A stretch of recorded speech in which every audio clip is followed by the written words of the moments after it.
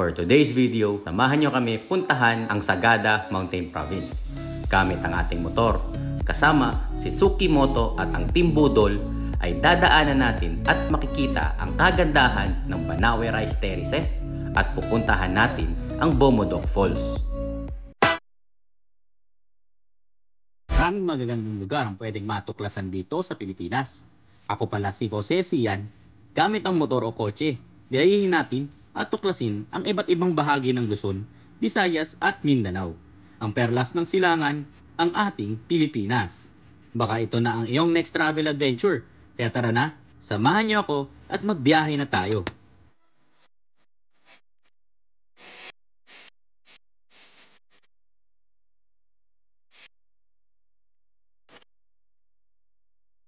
Time check, 2:50. Call time 3 AM sa Caso Bay. Pero dito ako sa may Sapang Putol sa San Ildefonso kasi sa San Rafael yun. Dadaan naman sila dito. So pwede muna tayo magkape, pampagising.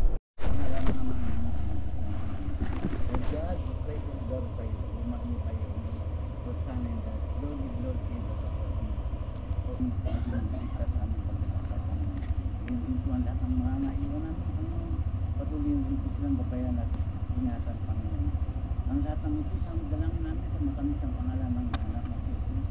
Amen.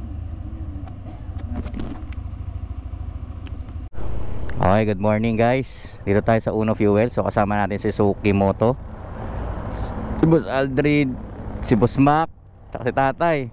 So mura dito. Iyot Moto, welcome to the club, Iyot Moto. Alright, kakalagpas lang natin sa Arco ng San Jose, Nueva Ecija. So kakabreak lang namin. Dadaanan na naman tayo sa mga twisties dito. After 1 week, nagbalik ako sa San Jose. Okay, so ito kasama natin ang NMAX Club Icon Gray. Pero si Suki Moto naka white na siya, pearl white. So halo-halo na yung kulay namin. May black, gray, tsaka white. Diba? Solid. Woo! Sarap magmotor. Sabi tingnan nyo. Ito yung di ko nakita nung galing kaming North Loop. Grabe, ang ganda pala dito After 1 week, nagbalik ako. Pasagada naman tayo mga tropa. Unang punta natin dito, naka big bike tayo. So mabilis ang marangkada. Ngayon, naka small bike Kaya pa rin yan. Okay, so update ko kayo sa next stop natin. Baka breakfast na kami.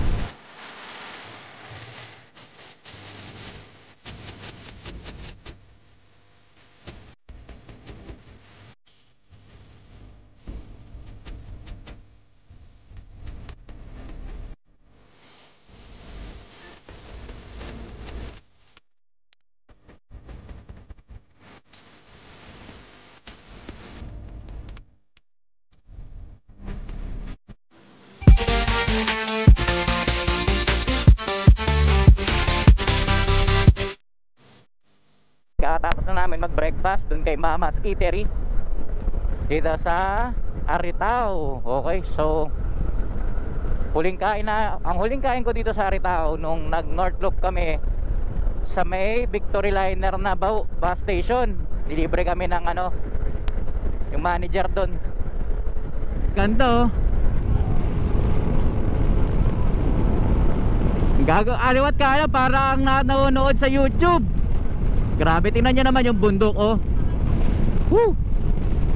Kaya tayo nagra-rides ng mga long rides kasi para yung masama agad ng view kasi hindi mo makita sa Metro Manila to. Tingnan mo naman yung bundok, niyakap na ng ulap. Yan ang hindi mo mababayaran sa YouTube. Yung tipong nakita mo talaga personally. Grabe, nakaka-relax. Ilang oras na kami nagbumotor pero parang hindi pa kami napapagod. Parang lumabas lang kami ng kanto. Grabe.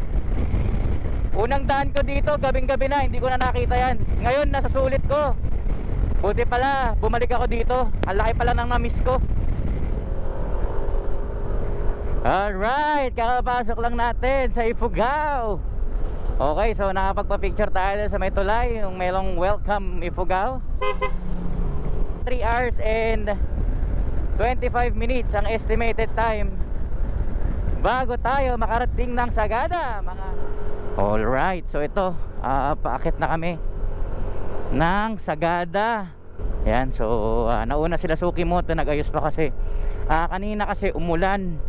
So maraming tinanggal, GoPro, yan lahat. Talagang unpredictable ang weather dito. Kanina sobrang init, tas biglang umambon, tas umulan, tapos ngayon eto, lumabas na naman yung haring araw natin. So mas okay to kasi may possibility na pwede tayo mag-drone mamaya.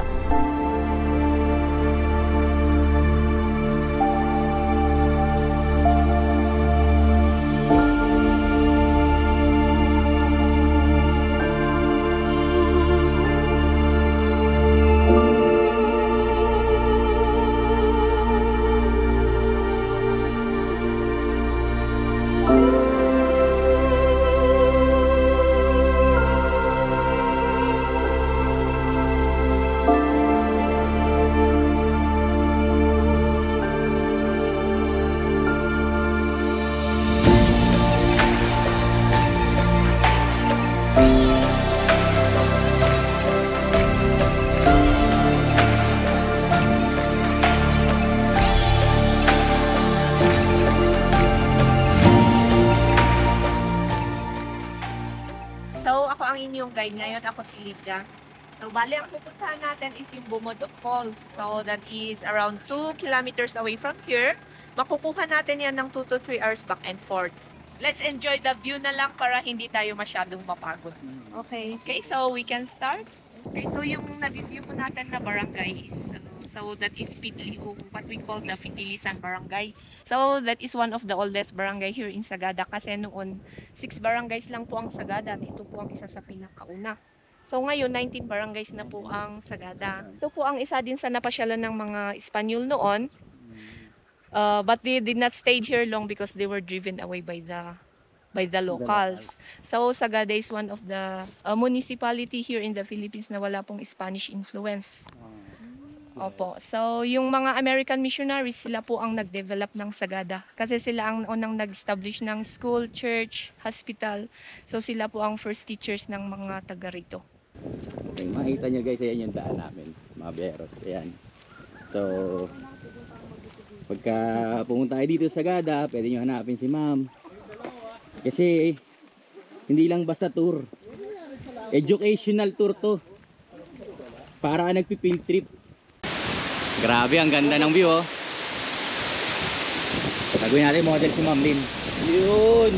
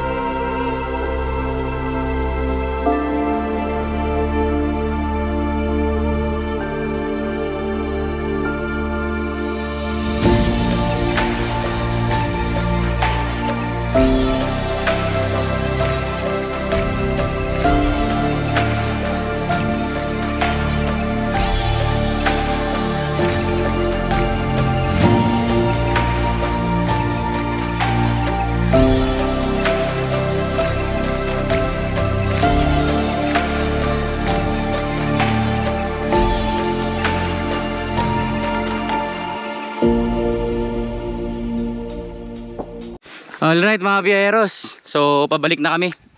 Ito, kung makita nyo, ito yung dinaanan namin kanina. Pero napakatirik ang dinaanan namin. Bumaba pa kami dun, isipin mo bumaba pa kami dun. Ito, kasama ko dito si tatay. Ay si Mako, medyo okay lang okay lang mabagal magpahinga kaysa sumuko, di ba? So medyo ako nahirapan kasi mali, nagdala ko ng ito yung case.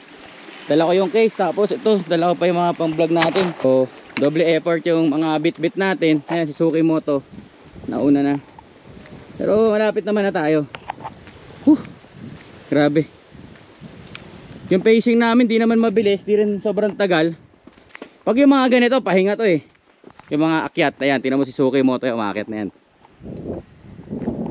Yan, so tapos ako, basang-basa pa ako. Papansin nyo. Basang-basa ako kasi naligo ako sa sa ilog, sa waterfalls, napakasarap. So update ko kayo sa next natin pag-akit doon. Okay, so first break namin. Marami rin. Yan. Konti lang. Yung iba is kailangan lumayo pa. Grabe, parang pagod si tatay, di gumagalaw yun. Tay, okay lang tay. Okay. Okay ka pa ba, Chan? Alright, papunta namin sa Hanging Coffins. And ito ang entrance papuntang Hanging Coffins. Natatanda lang po namin. Diyan kami Ito si Kuya from Department of Tourism, ang tour guide natin. Dito sa Sagada, walang influence gaano ng Espanyol. So in the early 1900s, or through the Treaty of Paris, diba, the Spanish government turned it over to the Americans. So that's the time they developed Baguio.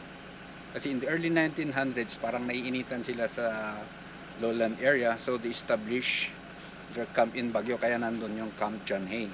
And all the street and roads in Baguio are named after the Americans. Session Road, Ligarda Road, Burnham Park, Malcolm Square. Ganon din yung papunta rito. Ang daan papunta rito is Halsema Highway. They were the ones who opened it. And yung paakyat dito is Reverend Father John Staunton Road. Kasi si Father John Staunton yung nagdala ng simbahan, yung hospital, at saka school.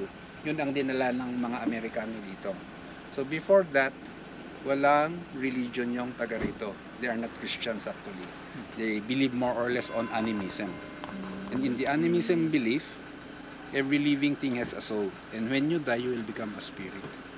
So kaya hinahang nila, or kaya ang burial area nila is the caves, mga lumang kuweba. Ito lang, recently lang to. So this church is not a Catholic but a Protestant church from King Henry VIII of England. Diba? King Henry VIII, diba? Marami siyang asawa. Kasi gusto niya magkaanak ng lalaki para may magmamana sa trono. Ayaw pumayag yung Pope. So gumawa siya sarili Kasi na gumawa religion. sarili ng church. So ito yung daan papuntang papuntang Hanging Coffin. So dumaan tayo sa sementeryo. Mga biyahero, so tingnan nyo. Papansin nyo naman sa mga tombstone, no? Kung gaano kaluma na yung mga yan. So ito nga mga biyeros. Tapos yung daming uwak ko. Oh, dito tayo sa sementeryo. So ito, bababa tayo sa Hanging Coffin. Kasama natin dito ang grupong NMAX Bulacan. So kasama natin sa Ukimoto. Team Budol. Okay. Bakit nga ba binansagan Team Budol? Kasi sasabihin na 5 minutes lang yung hike. Tapos ito na naman, nag-hike na naman tayo. So parang yung huling punta ko dito, hindi ko alam kung ito ba yun. Pero maganda na yung daan ngayon. Dati kasi parang sa lupa talaga ito. At parang sementado na rin dito bande. Okay, so pupuntahan natin to. Kasi Boss Alvin, no? Yung mga bungoy, grabe yan, no? Akit ka lang. Tunay na bungoy yan, no? Dito dati tinatambak yung, ano to mga to, tambak lang? O so dito dati talaga nilalagay. So dito nilalagay talaga dati yung mga bangkay ng sinaunang panahon bago pa magamit yung mga dinaanan natin sa sementeryo kanina.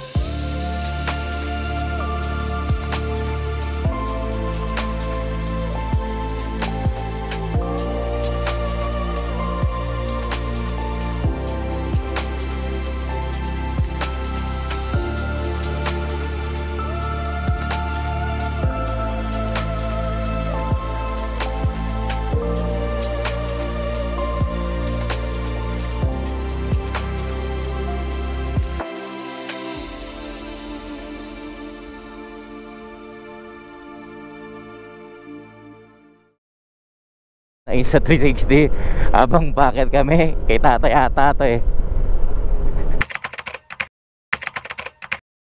Atay? Ha? Ano? Saan?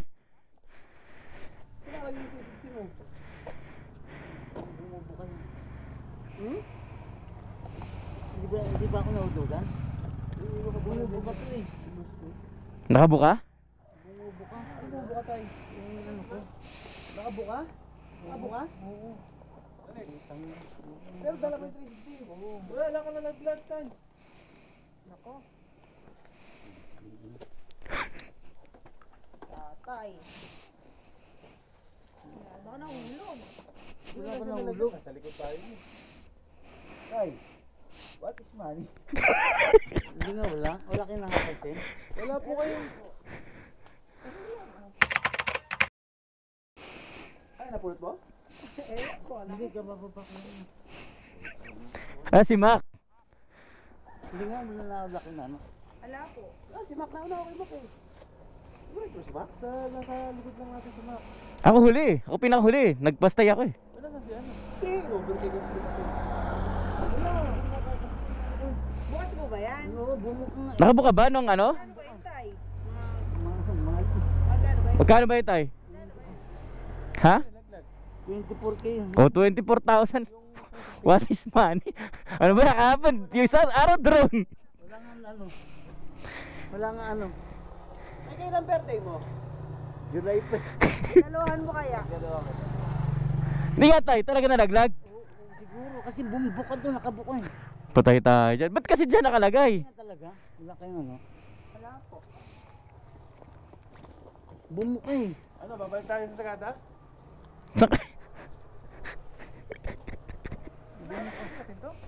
Tumahay siguro.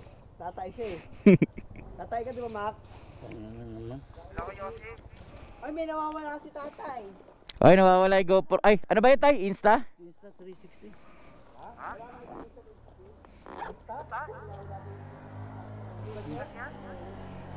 Yan din yun na ano? Napansin? Bumuk nakabuka yung ano ko eh.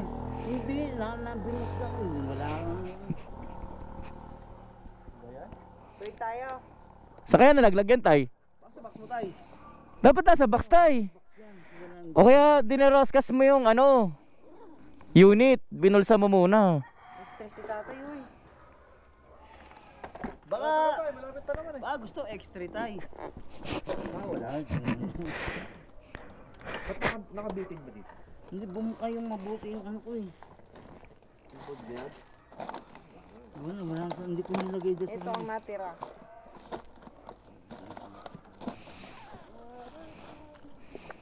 Break tayo, uy. Tara, balikan natin. Balikan natin. Ang babalikan yun. Alam ko nilagay ko dito. Eh, hindi baka sa- po- hindi sa- Baka nasa daan. Ang bumuka to. Merry Christmas. Ganyan. Ganyan. Ganyan? Oo. Ah, laglang nga yan, tay. Laglag sa drone mo. Ito nga eh.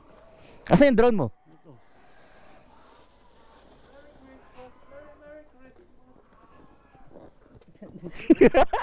Isang Nilaglag mo, tay! Nilaglag mo! Buti na. Hindi nakabuka yun. Hindi, nalaglag. Nakita namin. Kaya ng 360 ko, pinulot ko. Hindi, akala ko, ano lang, sanga. Hindi, talagang... Dadaanan ko pa nga dapat eh. Hindi, joke lang. Eh, tay, ayusin mo yung Tay, okay ka na, tay? Tatali ko.